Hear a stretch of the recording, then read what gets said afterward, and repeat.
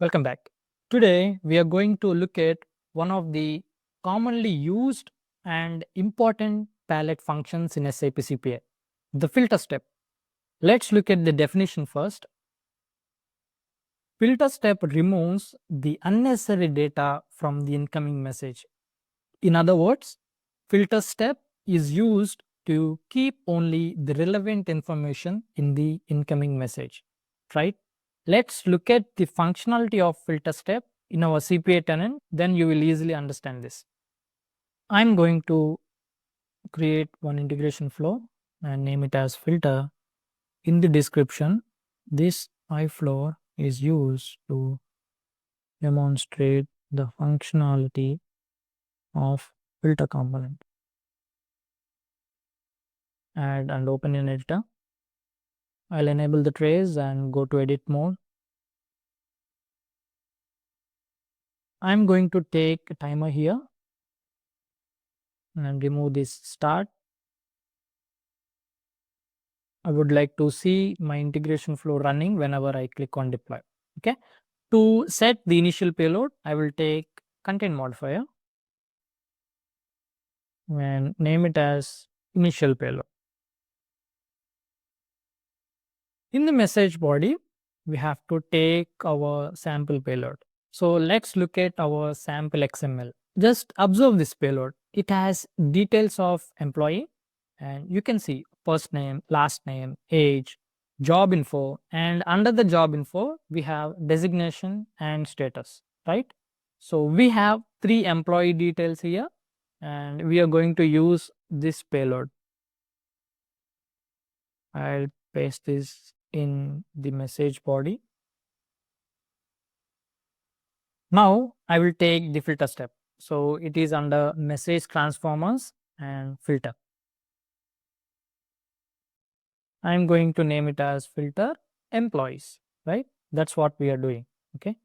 And in the processing, we have XPath expression and value type. First, look at the value type.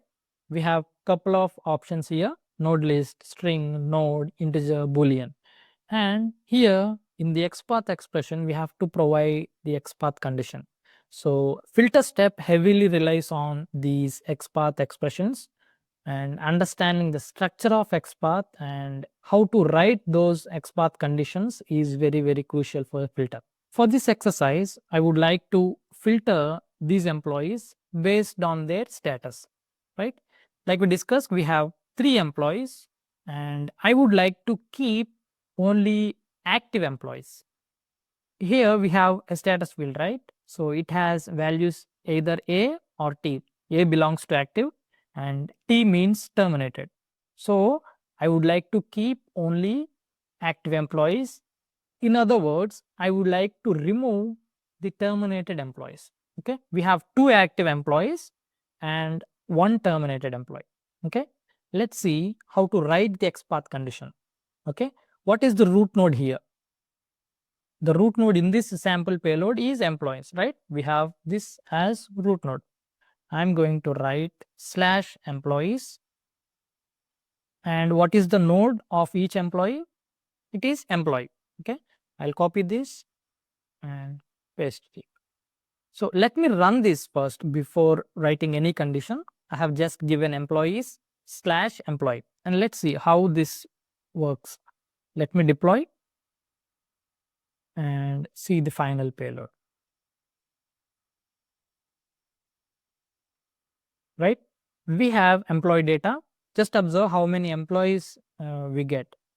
Employee, this is first employee and second employee and third employee. So we didn't write any condition in our XPath, so it returned all 3 employees. Okay, and I'm going to write the condition now.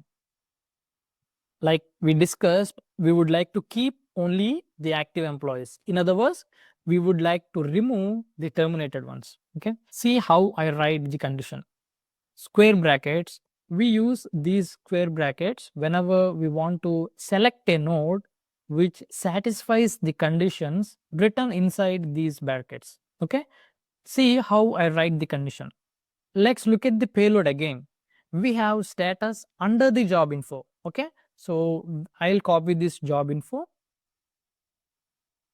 inside the square brackets, I'll write job info slash status eq stands for equals, and in the single quotations I'll write a.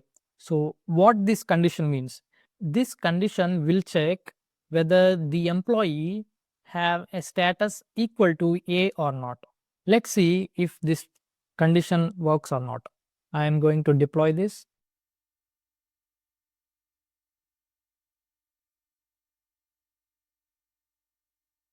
Go to the body, and now we have employee details, employee 1 with status equal to a, and the other employee with status equal to a.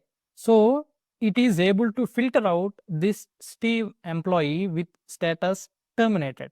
Okay, so this filter step is able to filter out or remove the terminated employees. So this is one of the common use cases when we are dealing with success factors integrations, where we need to filter out terminated employees and keep only active employees. So this is very similar to this. Let's see how to filter out employees based on their age. Okay, I'll open this, and so now I would like to filter out employees below 30 years.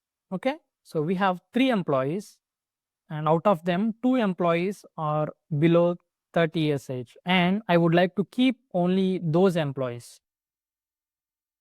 In the condition, I'll remove this and write square brackets. Inside these square brackets, let's write age less than or equal to 30. Okay, I'm going to deploy this, and let's see the final output.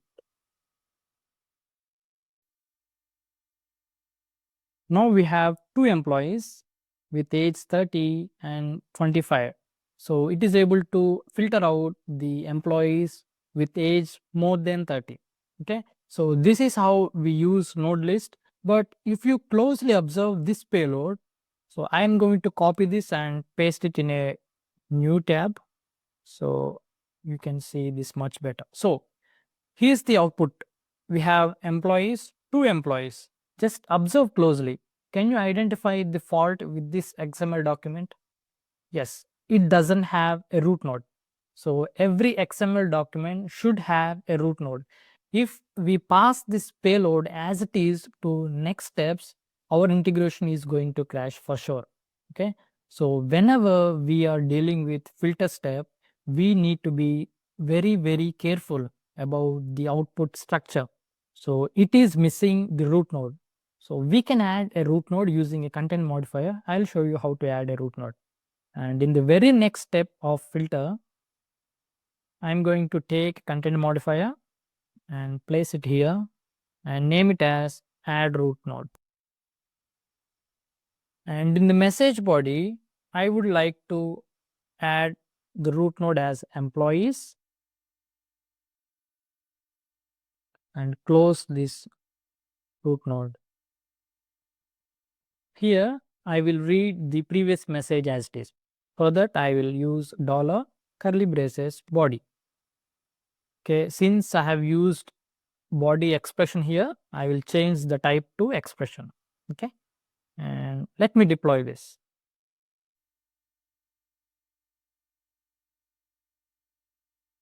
Let's see the message after the root node step. Here we have a proper XML structure. It has one root node, and inside this root node we have all the details of our employees. Okay, so this is one point to remember. We have to be careful about our XML structure after the filter step. Okay.